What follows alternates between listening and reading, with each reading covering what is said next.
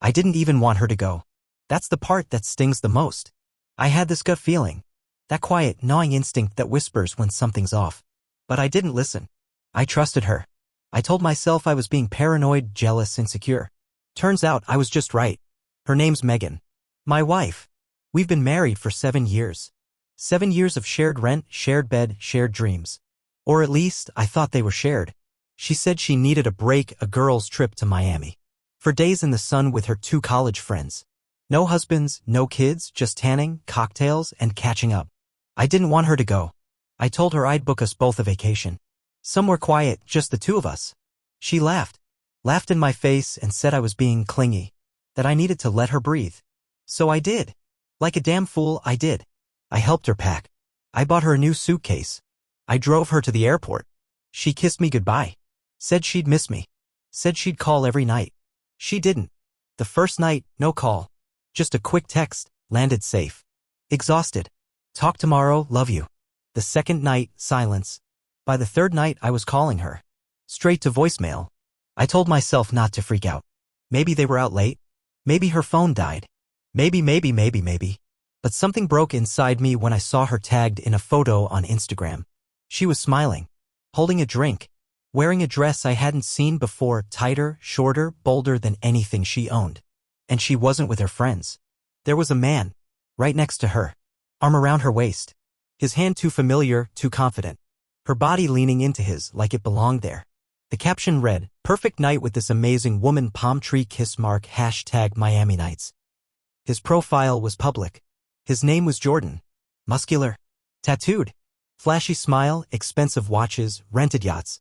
The kind of guy who made a living flexing for followers. And my wife was in 4 of his last 7 posts. No tags. No mentions. Like she was trying to hide it. But not enough. I stared at the photos for hours. Zooming in. Looking at every detail. Her eyes. Her hand on his chest. The way she smiled like she hadn't in years. I couldn't breathe. I didn't sleep.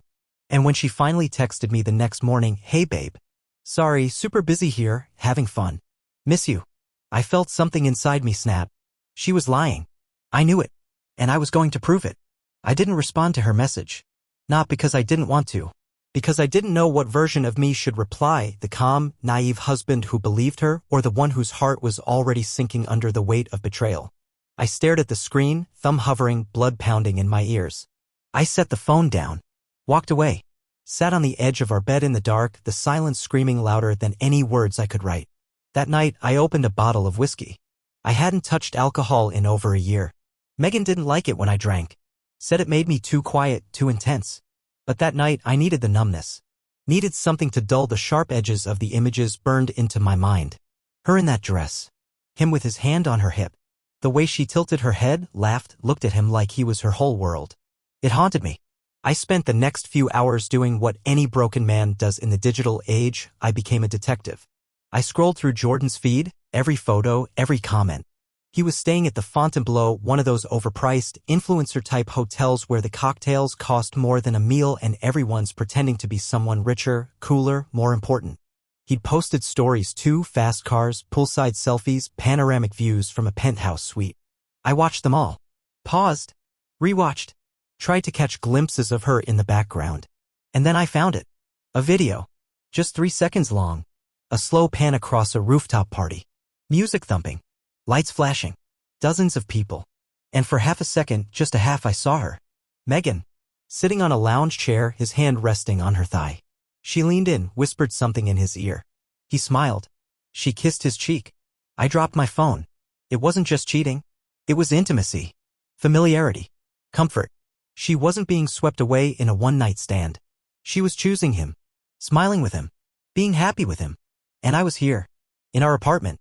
Our cold, silent apartment where her scent still lingered on the pillow. Where her toothbrush was still in the bathroom. Where I was still, somehow, stupidly hoping this was a misunderstanding. The rage came slowly. Not like fire.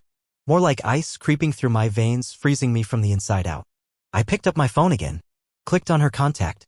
My thumb hovered over the call button. But I didn't press it. No. She didn't deserve that yet. She didn't deserve to know I knew. Not until I saw her face. Not until I gave her the chance to lie to me one last time, to look me in the eyes and pretend everything was fine. So I waited. For more days. For long, hollow, torturous days. And then she came home. When she walked through the door, it was almost cinematic, like a scene crafted to twist the knife just a little deeper. Megan strolled in with a bright smile, hair pulled into a loose ponytail, oversized sunglasses on her head, and that same too-short Miami dress clinging to her frame. She was tan, glowing, radiating the kind of energy you only get from sun, sex, and zero consequences. She dropped her bags by the door, kicked off her sandals, and looked at me like nothing was wrong. Like I hadn't spent the last 5 nights dying inside. "Hey, babe," she chirped, walking toward me with arms outstretched. "God, I missed you." I didn't move. She paused, her arms falling slowly to her sides, confusion flickering across her face. "What's wrong?" I wanted to scream, to grab her phone, to shove the photos in her face and ask her, "How could you?" But I didn't.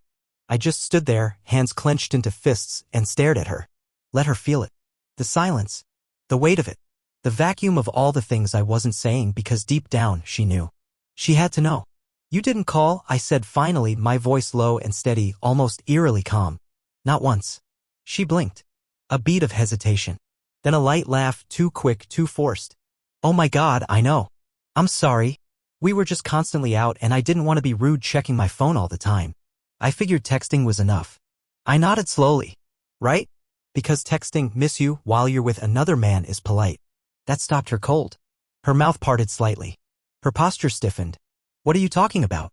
I stepped forward, closing the gap between us, phone already in hand. I pulled up the post. The picture. The caption. The truth. I held it up inches from her face. "This. Jordan. You. His arm around you. His hand on your body. Tell me, Megan, which night of the girls' trip was this?" She froze. Her face drained of color. And for a second, a tiny, almost imperceptible second, I saw something flicker in her eyes, not guilt. Not fear. Annoyance. She was annoyed, I found out. Her jaw tightened. "You were spying on me?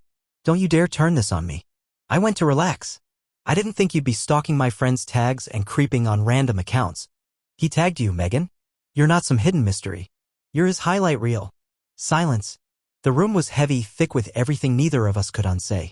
She turned away, ran a hand through her hair, pacing like she needed to escape her own skin. I waited. Let her struggle. Let her taste the shame. Finally, she turned back, arms crossed, chin tilted, defiant. "Okay. Yes. I met someone. It wasn't planned. It just happened. I needed to feel alive again. You've been so distant lately. Always working. Always tired. I needed something." My stomach turned.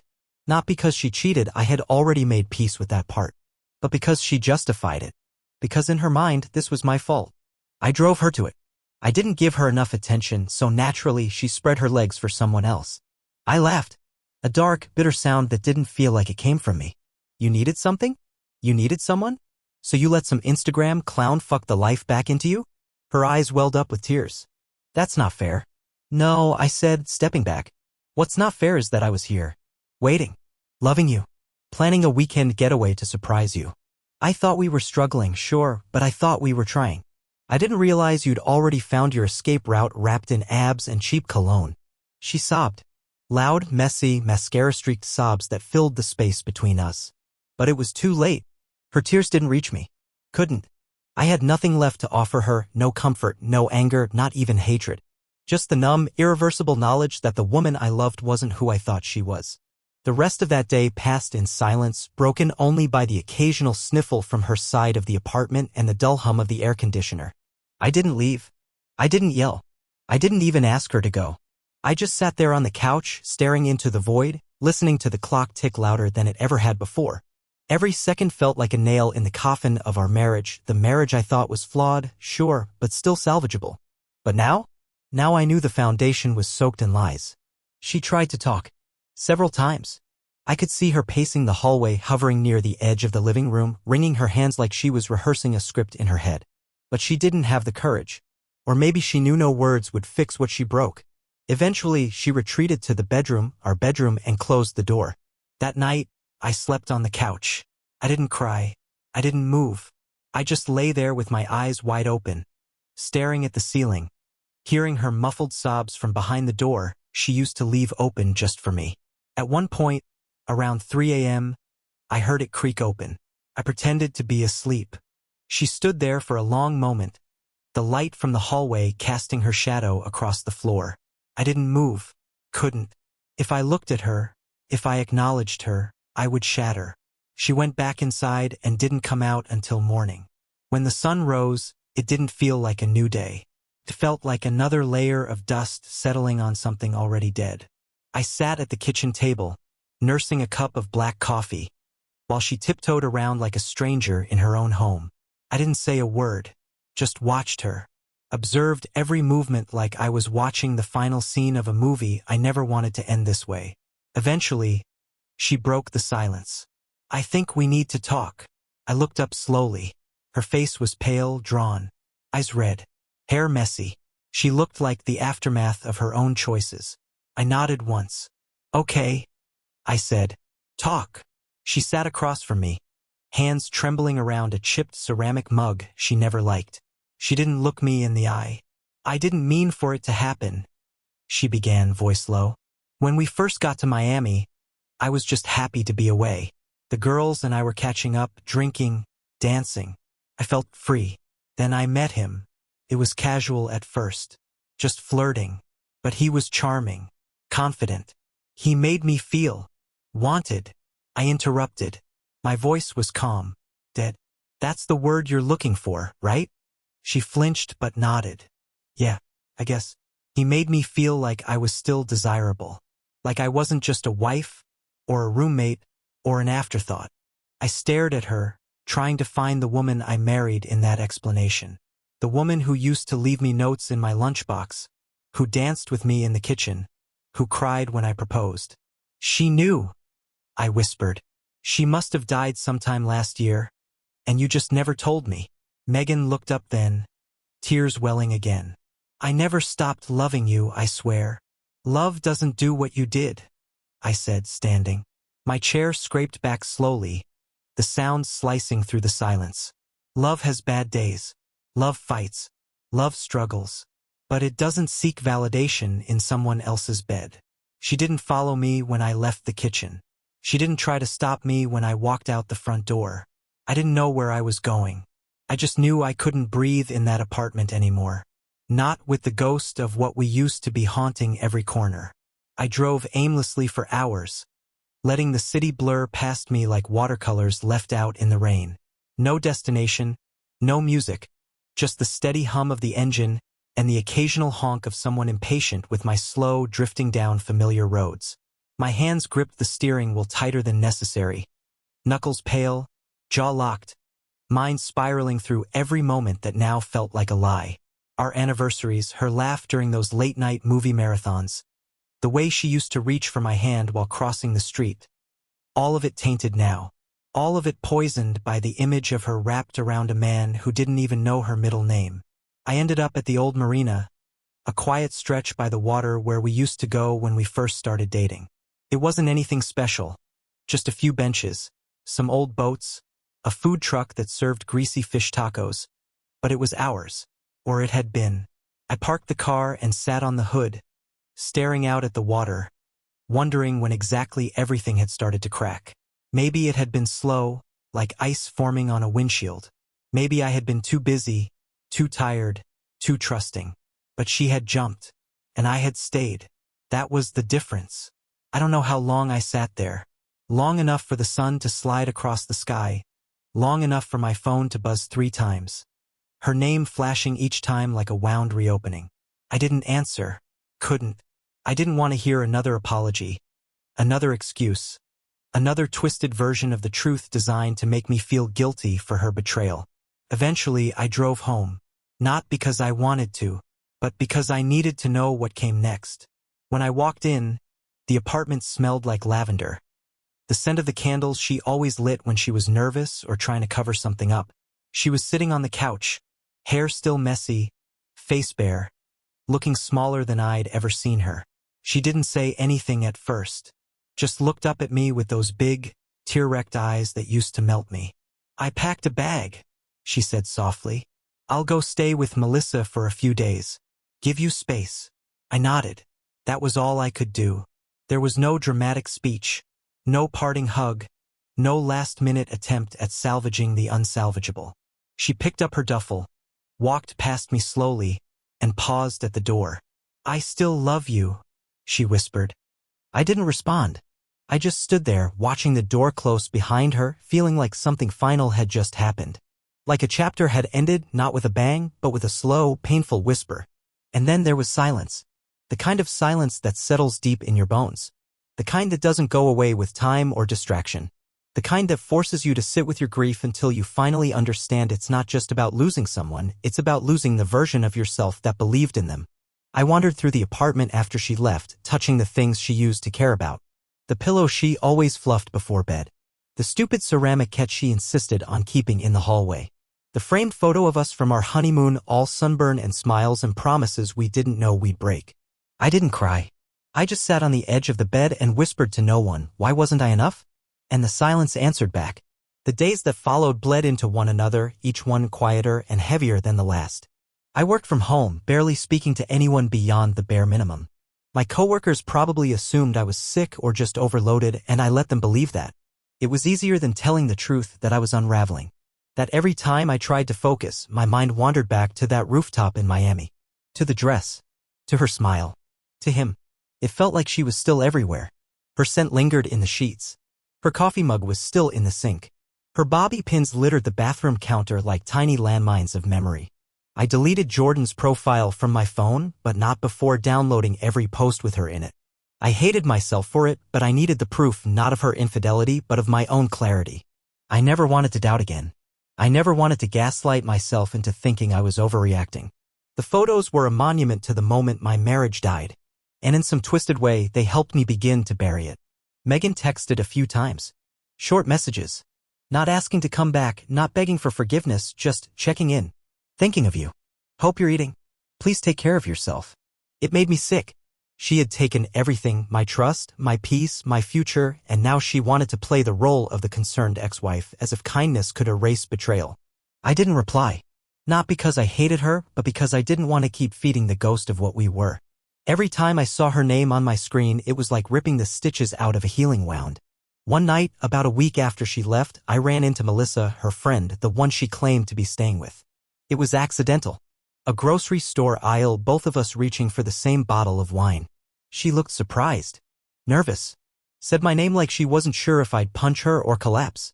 "She's not with me, you know," she blurted before I even asked. I stared at her, heart thudding. "What?" "Megan," she said, dropping her gaze. "She's not staying at my place. I haven't seen her since she got back from Miami." The world tilted. I felt like the floor had dropped out from under me. I nodded slowly, jaw tightening. "Thanks." She looked like she wanted to say more, but I walked away. I drove home with that bottle of wine unopened in the passenger seat, my hands shaking on the wheel. She had lied again. Even after being caught, even after watching our marriage disintegrate, she was still spinning new stories. Still protecting her secrets. Back in the apartment, I sat in the dark with that bottle, listening to the silence and wondering where she really was. With him? Alone in some hotel, waiting for me to come crawling back? At another man's apartment, already weaving her charm around someone new? I didn't know. And maybe that was the point. Maybe Megan wasn't just lost, maybe she wanted to be. And maybe I needed to stop searching for her in the places she left behind. The realization that she had lied about even something as simple as where she was staying shattered any final thread of hope I had been unknowingly clinging to. It wasn't just the cheating. It was the pattern. The instinct to deceive. The way she wore dishonesty like a second skin, so fluid and comfortable that even in the aftermath she couldn't speak the truth. That night, I didn't drink the wine. I poured it down the sink. I didn't want to drown anymore. I wanted to feel this. The ache. The loss. The truth. Because feeling it meant I was still alive. Numbness was just a slow death in disguise. The next morning, I started packing her things. Not out of rage. Not as a punishment. But as an act of closure. Every drawer I emptied, every shirt I folded, every shoe I placed in the box, it felt like reclaiming a part of myself that had been buried under her presence. I took down the framed photos, even the ones I still loved. Especially those. I couldn't afford sentiment anymore. Not when sentiment was the knife she'd twisted in my back. By midday, the apartment looked different. Not empty, but lighter. Like I had exorcised something toxic. Like the air could move again. I stacked the boxes near the door. texted her a single sentence. "Your things are packed. Come get them or I'll have them sent." And then turned my phone off. I didn't want to see her reaction. I didn't care for her excuses. This wasn't about revenge. This was about survival. That night, I sat alone on the couch with a takeout box and an old movie playing in the background. The kind we used to watch together on rainy Sundays. I didn't cry. I didn't break. I just sat. And for the first time in weeks, my chest didn't feel like it was being crushed under the weight of what-ifs. The next day, she came. She didn't knock right away. I saw her through the peephole. Standing there, looking uncertain. Her arms folded around herself like she could somehow protect herself from what she'd done. I opened the door without a word. She looked up, startled by how cold my face must have been. "You packed everything?" she asked quietly. I nodded. "It's all there."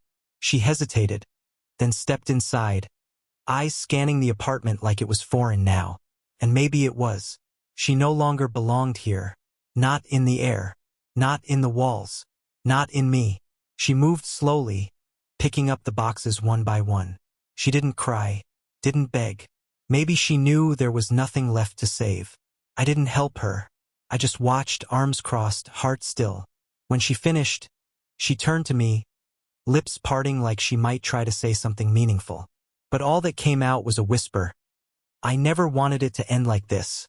I stared at her, the silence between us more honest than any words she had ever spoken. "It didn't have to," I said. "But you made sure it did." And then, just like that, she was gone.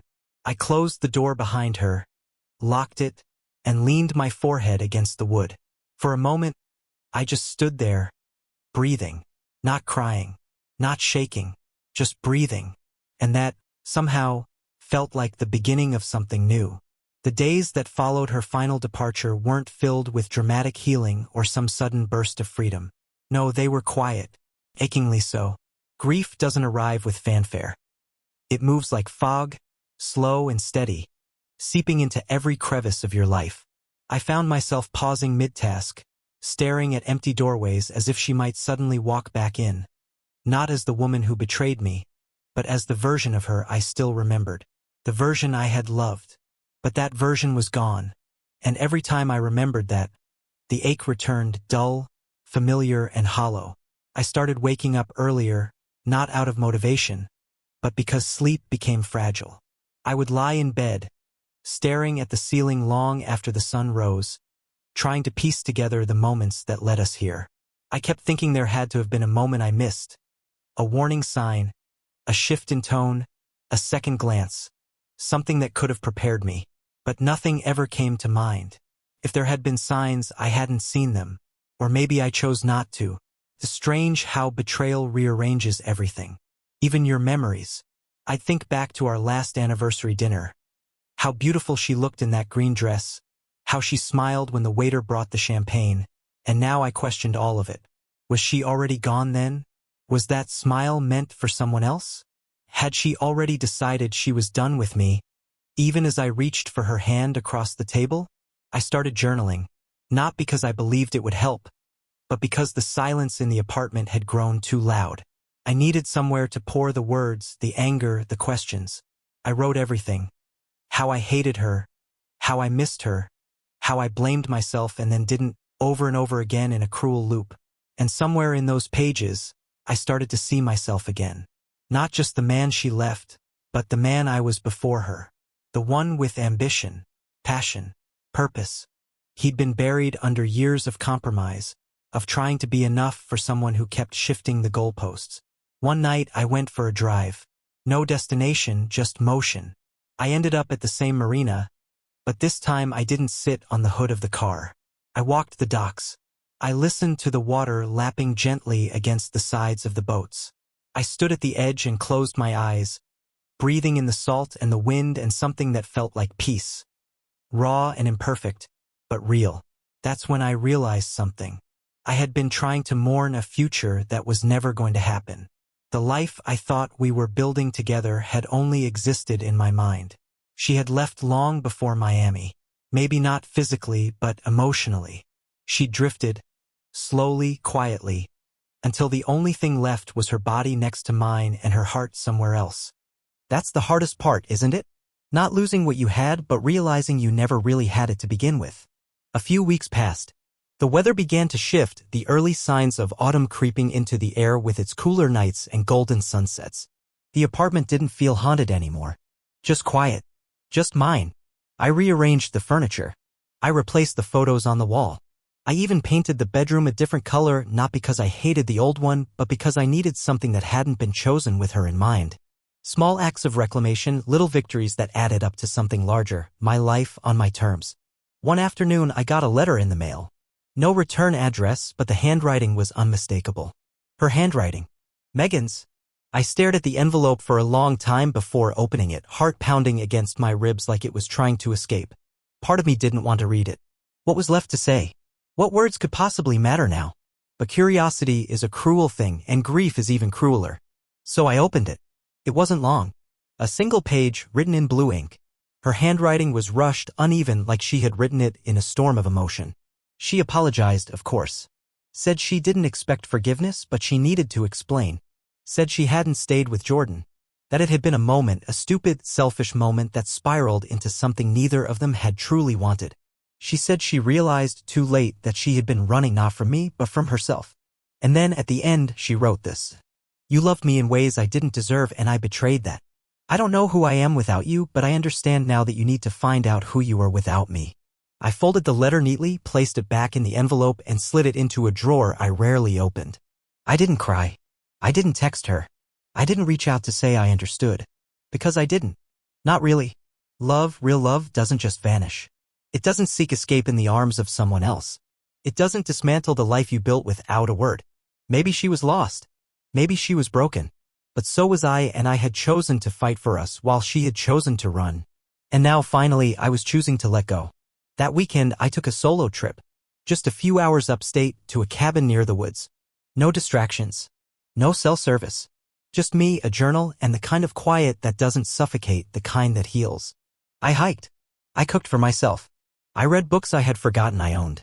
And for the first time in a long time, I didn't think about her every minute. I thought about myself. My future. My freedom. Healing isn't linear. It's messy and slow and often brutal. There are days when I still wake up reaching for her out of habit. Nights when I roll over expecting to hear her breathing softly beside me. But those moments are becoming rarer. Fainter. Like echoes fading into the past. Because this is what healing looks like, not forgetting, but remembering without breaking. Learning to carry the weight without letting it bury you.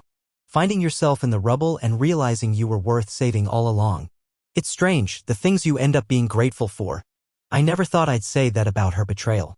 Never thought I'd look at what she did, the lies, the cheating, the cold selfishness of it all, and feel something other than rage or despair. But now, standing on the other side of it, I see it for what it was, a brutal, necessary awakening.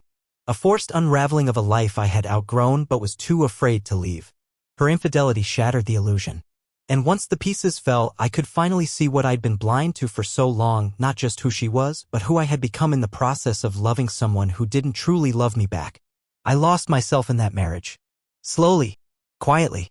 In the name of compromise, in the name of peace, in the name of being the good husband. I stopped asking for what I needed. Stopped standing my ground. I let things slide, small things at first, then bigger things. I rationalized, forgave, made excuses until the man in the mirror barely resembled the one who used to dream big and love hard and laugh without caution. I became small in order to make room for her. And she still left. But now? Now I'm rebuilding. Piece by piece. On my own terms. I started seeing a therapist. Something I'd always shrugged off before, convinced I could sort it all out myself. But talking helped. More than I expected. It gave me language for things I had buried. It made me realize how much of my worth I had tied to being someone's partner, someone's provider, someone's emotional anchor, never pausing to ask what I needed in return. I've reconnected with old friends. The kind I stopped seeing because Megan didn't like them or thought they were a bad influence. They welcomed me back without judgment. As if they'd been waiting for me to wake up. We've had beers and late-night talks and those rare, beautiful moments of laughter that come straight from the chest, unfiltered and honest. I've also started writing again.